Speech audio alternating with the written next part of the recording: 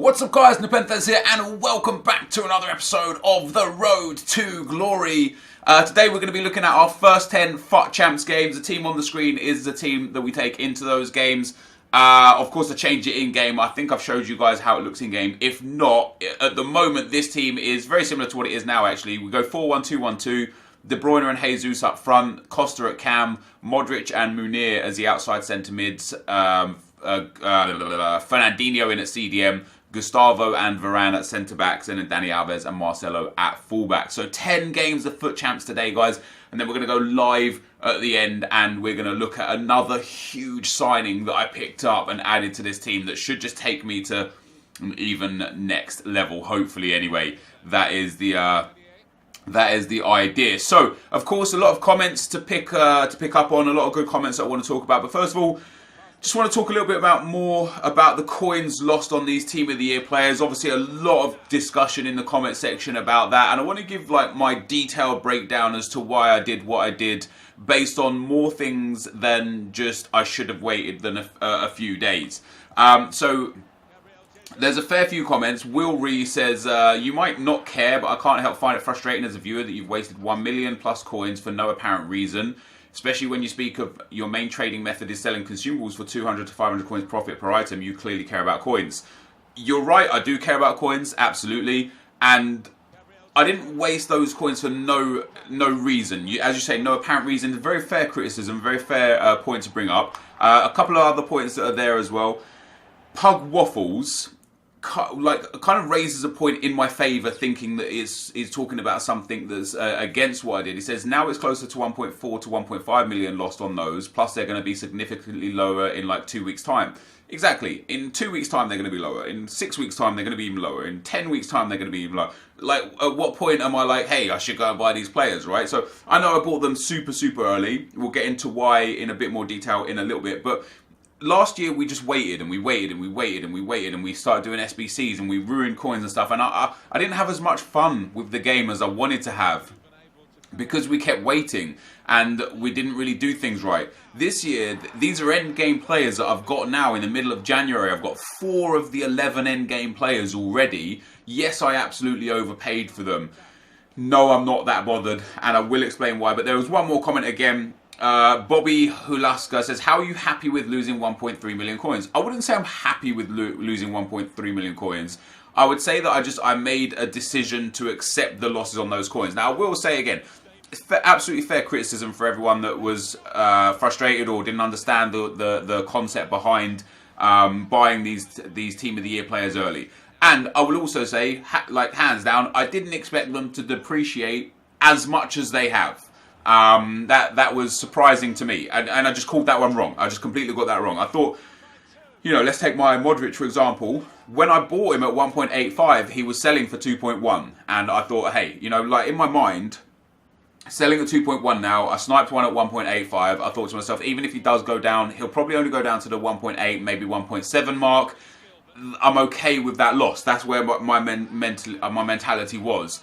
I didn't expect him to drop to 1.2 million. Just absolutely didn't expect him to drop that much. So, you know, losing 600,000 coins now on that Modric, that's a bit of a, that's just a huge mistake, no question about it.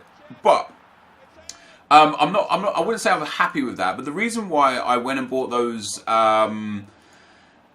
players early, several reasons were factored in. It wasn't just a snapshot decision. First and foremost, YouTube is my job, and I know a lot of people have mentioned me talking about this sort of stuff before, so I'm just going to brush over this one as quick as possible. YouTube is my job, and titles and content is important. And obviously, I earn real-world revenue from views on YouTube. If you go and look at this channel and look at my last 7 days worth of videos, 92,000 6 days ago, 96,000 5 days ago, 94,000 4 days ago, and then I title a video, we bought a Team of the Year, 130,000 views. I've got nearly 35 to 40,000 views more, which is almost a 40% increase on my viewership because I bought a Team of the Year. So for me, one factor in buying these Team of the Years early is that, yes, I knew I was going to lose the virtual coins in FIFA that's under a yearly cycle, and I rationalised that, which I'll get to in a second, but I also knew that by taking that loss and buying those players early, it was going to increase my real life stock in YouTube. It was going to generate me more viewership and more real world revenue from doing so. So there was a business decision, real world, factored into buying these players early. If you look at the video after, it's on 110,000 views, and the video after that is on 110,000 views. So I've picked up, on average, by picking up these players and putting them into the club, anywhere from 20 to 40, maybe even 50,000 views per video more since I did that. That, for me, is a smart business decision. As I said, not everything's about making money off of YouTube, absolutely, and that was just one factor that came into that. As I say, you know, I didn't anticipate the player prices dropping super low, but one of the other reasons why I did accept the loss on these players now and why I did buy them this early and was happy with the fact that I bought them this early was based on the Team of the Year prices of last year. Last year, the player prices were actually very similar to what they are this year. If I take Luka Modric as a prime example, Luka Modric started last year at 1.9 million, so a little bit less than he started this year at the 2.1 million. By January the 20th, which is today, last year, he was 1.2 million, which is basically bang on where he is now. He's about 1.2, 1.3 million right now. He then continued to decrease by February the 10th to 910,000 coins, so he further decreased in value. But then during regionals, when all the pro players were using the best cards and the Team of the Year cards and such, he went back up to 1.6 million by March the 28th. So yeah, the Team of the Year cards are going to do this, and then regionals is going to come up and they're going to do that. And then I'll have an opportunity to sell them and buy them back when they drop again, or I might have generated so many more coins by then that I won't really, I'll just like to keep the players.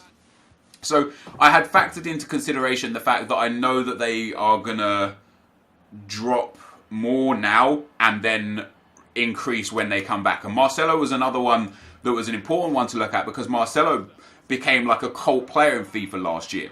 He started when he came out in packs at 800,000 coins, which is less than what he started at this year. This year he started at 1.2 million coins. He dropped to about 600,000 coins by February the 10th. By January the 20th, which is where we're at now, he was 700,000 coins. So he's currently more expensive now than he was this time last year, which is important to know, because during regionals last year, he went up to 1.1 million coins.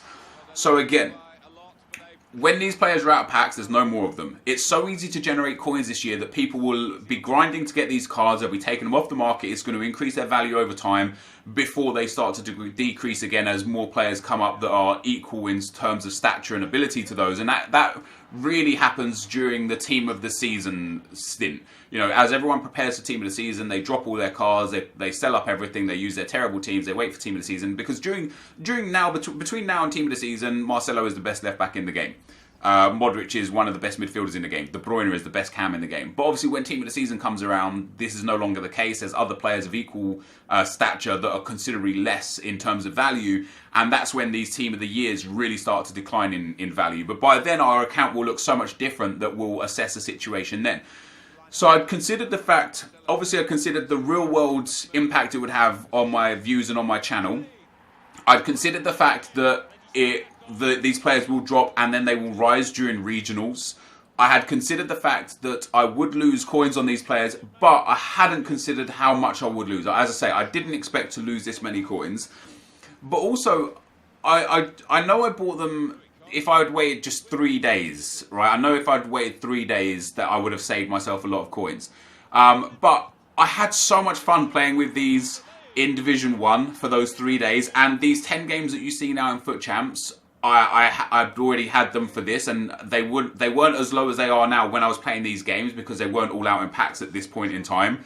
And I had fun with that. And this is a virtual game. This is a video game with virtual coins that is a 1 year cycle, you know, and we're almost halfway through that cycle now.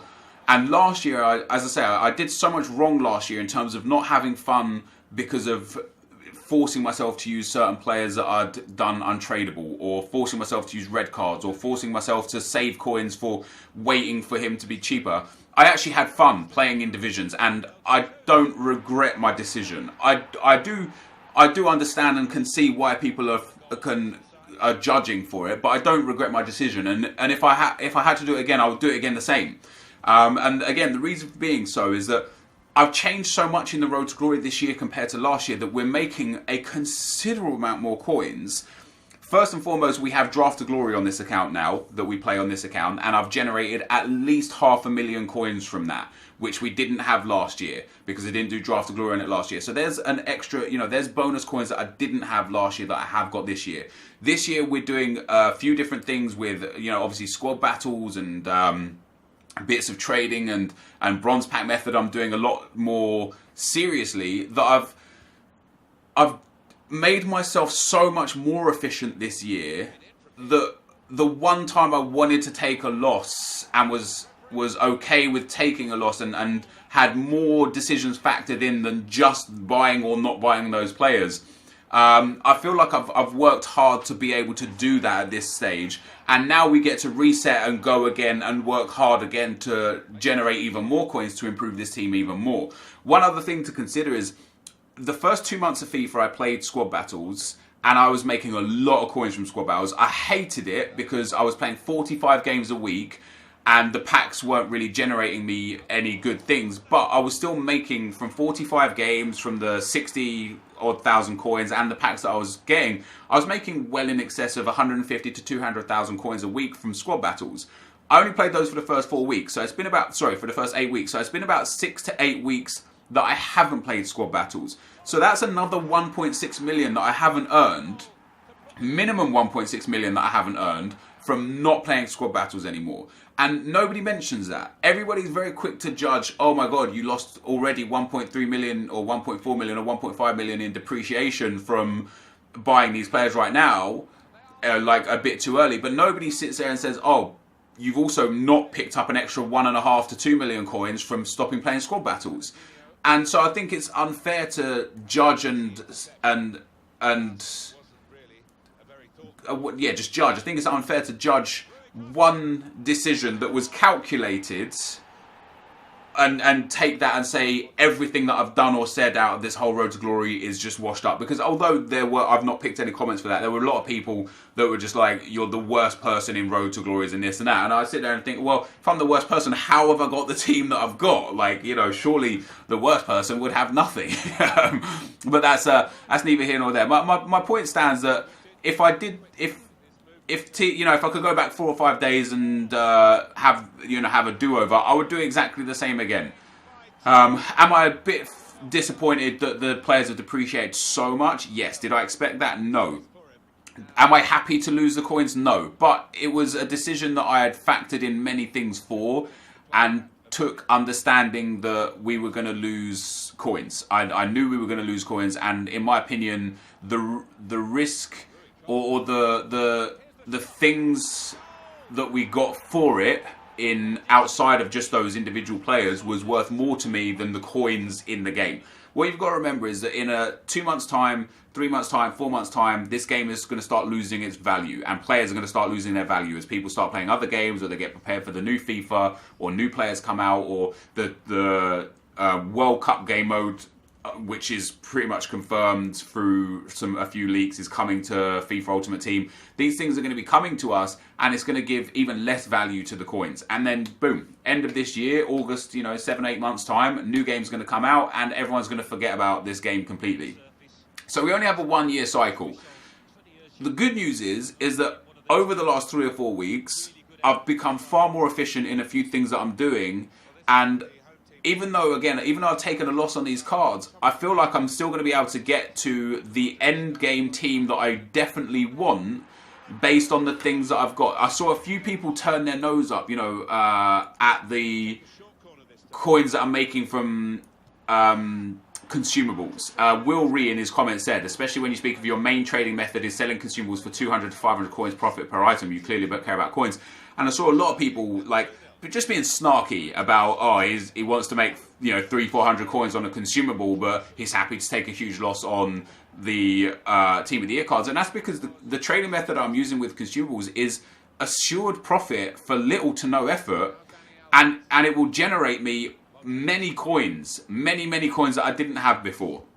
Right now I have on the account, you'll see at the end of the gameplay, on the account right now I have about 10,000 coins, and that's it. I picked up another huge player that's going to really improve this team. and I've got nothing left out of it. I've got no gold cards in the club. I've not gutted the club out completely, but I don't really have much left in the club except for consumables and then silver and bronze players and then my starting lineup, right? That's all I have left in the club. With that being said, I have 10,000 coins. Let's have a look at next Saturday. Let's see how many coins I have in the club again next Saturday. I reckon I'll have at least 400,000 coins in the club by this time next Saturday. So if I'm able to still generate 400,000 coins a week, it will only take me 2 or 3 weeks before I'm able to go and pick up Team of the Year Sergio Ramos. You know, he's currently on PlayStation 1.4 million. So maybe it'll take me 3 weeks to pick up, you know, a bit more depreciation with Ramos. Maybe it'll take me 3 weeks to pick up Sergio Ramos.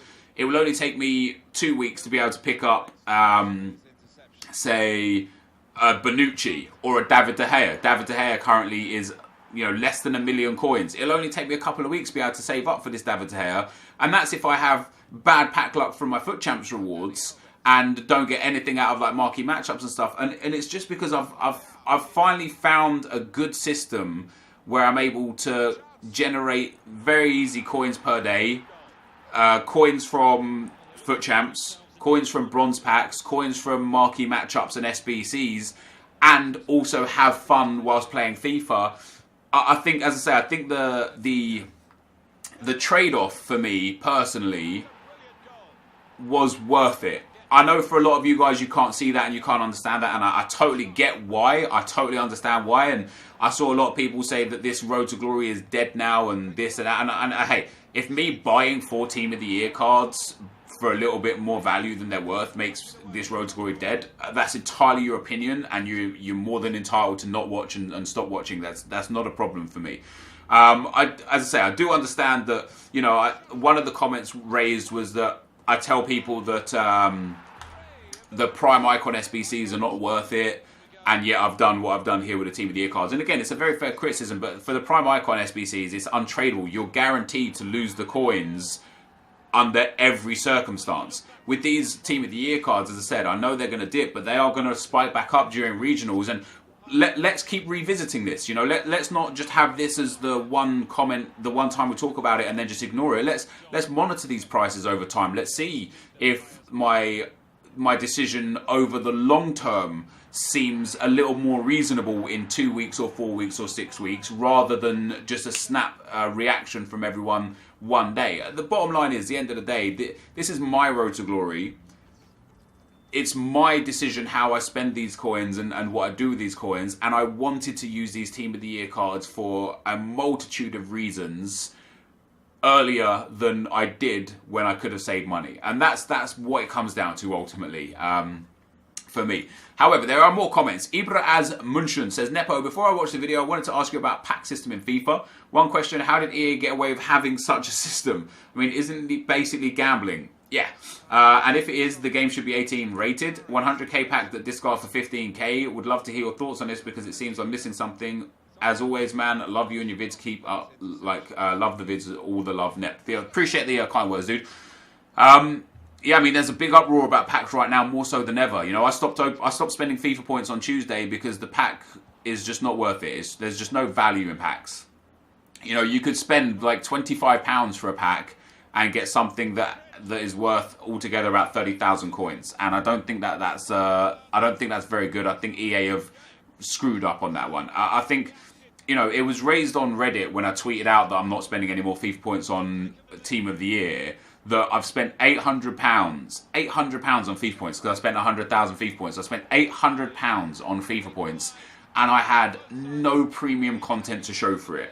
No Team of the Years, no icons, no high-rated players, one discard value in form in Andy Carroll, or maybe a little bit more than discard, but basically I had nothing to show for £800. In most other games, for £800, you will have all of the premium content, or at least some of the premium content. You get rewarded for spending. Even in FIFA Mobile, which is another EA game, you get rewarded for spending. If you buy 12,000 FIFA points and buy one of their bundles, you get something called a bundle topper, which is a guaranteed piece of premium content for your money. In FIFA 18, you don't get that. And you can spend, like, look at Castro. Castro spent hundreds of thousands of FIFA points, thousands of dollars, and he's packed one Team of the Year. It's just unacceptable for me. It is It is a gamble, PAX, for sure. I think the way they get away with it not being gambling is the fact that in gambling, when you gamble something, you risk everything, right? If you go to a casino and you put money on red, if red doesn't come in, you lose it. If you put money on blackjack and you lose your hand busts, you lose everything. In FIFA, you are guaranteed to get something in return. It might not have a high value, but you are guaranteed a return. And I think that's how they get away with these microtransactions. But yeah, it's definitely interesting. And right now, I don't think spending money on FIFA points is wise, you know. And this is coming from a guy that's just lost 1.5 million coins on Team of the Year cards that made stupid decisions. So I've shown that I'm the kind of guy that makes stupid decisions, you know, whichever way we want to rationalize it. And I'm still sitting here saying to you guys, do not spend FIFA points on packs. They are an utter scam. You might get super lucky. You might be that one guy that bought 5,000 FIFA points or 4,600 FIFA points and hit 3 Team of the Years. You might be that one guy. Don't listen to those guys that are showing you the times where they, you know, where you win. You know, there's something that always happens. Like there's a phrase that's sing when you're winning, and that's what you see when you see someone pack a Team of the Year on Reddit or on Instagram or on Twitter or on YouTube. That's someone singing when they're winning. That's someone saying, hey, I actually packed one. What you don't see is that person and all the times they didn't pack one and all of the people that didn't pack one. You don't see those people. So you see a small margin of the good stuff and it encourages you to spend money on FIFA points and it's just not worth it. Lord Lotharian says, hey, I think people seriously underestimate how easy it is to get Kem in a 4-5-1 formation. If we take Dani Alves, who you mentioned has bad links, in a 4-5-1, you get Mbappe at right wing. Both of them get perfect chemistry. I think one of the best hybrid building formations is the 4-5-1. What's your opinion on using it and then switching a game? Yeah, you're absolutely right. The 4-5-1 is super easy to link. The only downside to it is it has one striker and cams. And so if you have 2 wingers that you want to play up front and you can't use the left mid, right mid to link them, only one of them gets 7 chem and then the other one has to sit in the cam spot and get 3 chem. So that's the only downside to it. But generally, yeah, it is really easy to link the 4-5-1. It's got the least links. It actually does favour a lot of people because it has a left mid, right mid, which only needs a strong link to a left back, right back.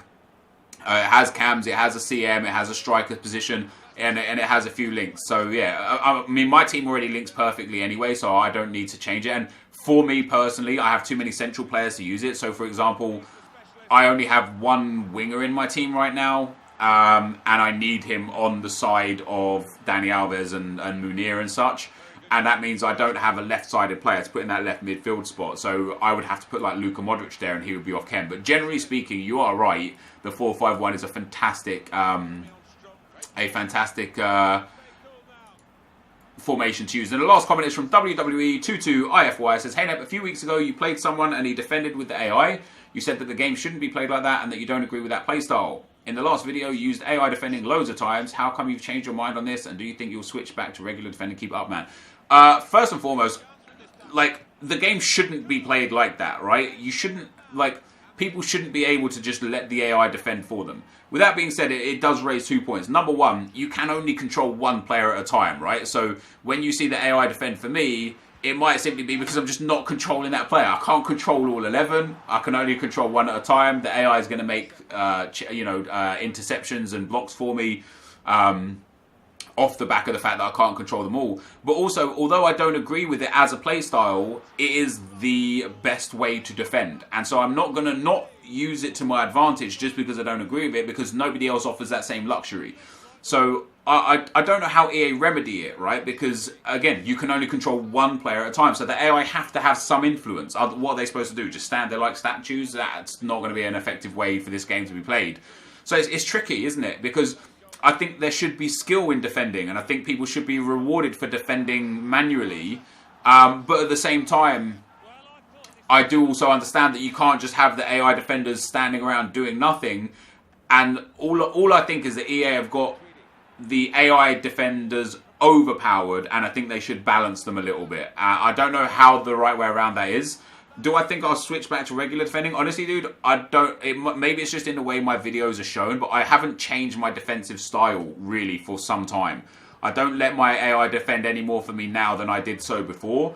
I think I just use second man press a lot less now, and I wonder if that's just had an interesting visual difference on the way that my defense is playing, or if that, because I'm not bringing that second man out of position, that my AI are just being more effective for me without me even realizing. After 10 games, guys, we've got 9 wins. Very happy with this team. Very happy to come away 9-1. That last game was a tough game. Couple of kickoff goals in there. Big thriller, 12 games. I'm probably not going to play all the games this weekend league. It's currently Saturday at 4:30 in the afternoon, and I've still only played 10 games, so I'm probably not going to get through them this weekend. Obviously with Team of the Year and stuff, a lot's going on, but next weekend we're going to get back into grinding out the 40 games for sure. This weekend we might fit them in, I don't know, we'll see how it goes. But I'm going to go live now, guys. I'm going to show you another huge upgrade to the team, and I will be right back. Alright guys, so here we are. As I said, I've got about 10,000 coins left. I've actually got 12,500. I sold Rafa Varane there, guys. I've still got a few Path to Glory cards, Stindl and Giuliano. Borussia Mönchengladbach played today. Stindl got no goals and no assists. They won 2-0. Ginter assisted Hazard for a goal, and Hazard assisted Ginter for a goal. But I've still got a couple 100,000 coins in those Path to Glory cards. Giuliano is currently playing now. Fenerbahce are winning 1-0 at the moment, and Giuliano is starting a striker. So if he does anything good, we'll sell those Path to Glory cards, and so be it. The huge signing that we picked up, guys, was Inform Neymar. 1 million coins. You're probably thinking, how on earth did you get 1 million more coins? Well, I already had like 400,000 or 500,000 coins on the account that you would have seen in the last episode. I needed 400,000 or 500,000 coins more. Well, we got to 600,000 actually, didn't we, after we opened those packs? For me to generate the extra 400,000 coins needed to get his name off, first of all, I sold that Path to Glory Varane and went and bought the regular Varane. Knowing my luck, he'll have the game of his life this weekend and he'll get an inform, but I thought it was a reasonable thing to do. So we did that. That gave us this this inform Neymar. That put us up to 700,000 coins. For the other 300,000 coins, a few other consumables and players sold. But this is my first page now. After Gabriel Jesus, it's silver cards. I sold and or discarded all of my gold cards. I've got a lot of it saved for video footage, which you'll see in tomorrow's Foot Champs gameplay. I'll show that. I sold some silvers. I basically got rid of all of my golds. So we're in a position where we've got now our starting 11 and not much else in way of players. I'm not really going to sell the silvers and bronzes now to generate more coins. I'm going to wait until a marquee matchups comes out or an SBC comes out where they're relevant, because we'll make more profit off of those. And in terms of consumables, I still do have a lot in consumables. You know, we've got about, say 30,000 coins in fitness cards, in healing cards. About 100 to 110,000 coins in fitness cards quite comfortably.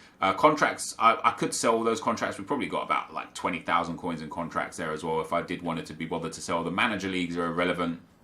Chem stars have got a lot of 121 Hawks there, 102 engines, and 90 anchors. And they will be sold. So 300 Chem stars there and 100 Chem stars on the trade pile. 400 Chem stars that will sell for an average of 1,000 coins each. That's 400,000 coins in Chem stars that I've got sat there as well. So there's still, a good 600,000-700,000 coins realistically in like assets in the club. It's just about waiting for them to sell. So as you see, I relist these every hour. Sometimes I change their price up and down depending on how many sell and how many don't sell. But yesterday, so on Friday, I sold 61 consumables in total for around 700 to 1,400 coins, and I made myself about 40,000 coins profit. So that was on a day where I wasn't really on relisting lots or anything, and I had a lot of my trade pile full of other items. Now that I can get 100 items on my trade pile, we should be able to sell at least 100 items a day, making at least 70 to 100,000 coins a day, really, which would be quite nice. But we'll have to see how it goes. So this is the team right now, guys. The team will be upgraded in due course. I'm not going to be using Rui Costa anymore. I'm debating whether or not to keep him, because I will probably need him in due course because he gives good links, or if I should trade him in for a 100k pack from a different icon that I might want to do in future. I don't know. My team is going to look like this in game, just as such. This is how my team's going to look in game. The next upgrades are going to be Varane for Team of the Year. Sergio Ramos will be the first major upgrade. After that, I don't know where I'm going to upgrade. I want Harry Kane to go in at strike. I want Team of the Year Harry Kane. So 2 Team of the Years coming over the next sort of month or so will be Team of the Year Harry Kane and Team of the Year Sergio Ramos will be some good upgrades. And then we'll have 6 of the Team of the Year cards in the team. Then we'll also go for a Team of the Year David De Gea. That'll be 7 of the Team of the Year cards. Of course, we'll be missing Messi and Ronaldo, but we'll also be missing Bonucci because I can't fit him into the team and don't particularly want him. And we'll also be missing Kante, who I might put in the team, but not really my bag. I know Fernandinho is relatively short at 5'10 as well, but medium high, that 4-star weak foot. He's a good card. I've enjoyed him so far this weekend league. So yeah, Neymar is the big addition. I put out on Twitter whether or not I should buy Neymar or Hazard, because Hazard would have worked in this team as well. And a lot of the high-end players in this game, pro players, top 100 players, told me, get Neymar, you won't regret it. And if you look at his stats, I loved him in draft anyway, but 5-star, 5-star, which is great, exceptional stats, good stamina, great composure, and he's 94 rated. He's in line with these high-rated Team of the Year cards. So if you look at like how good this team is, I think it's a great team. We'll see how well we do this weekend league in the weekend league. As I said earlier on today, I'm not going to have time to finish my games this week just because of Team of the Year and getting things in order and stuff. But from next week, I should be back and able to finish. I will still play to 18 wins minimum this week, no question about it, which will give us another 9 wins. That'll put us to 57 wins.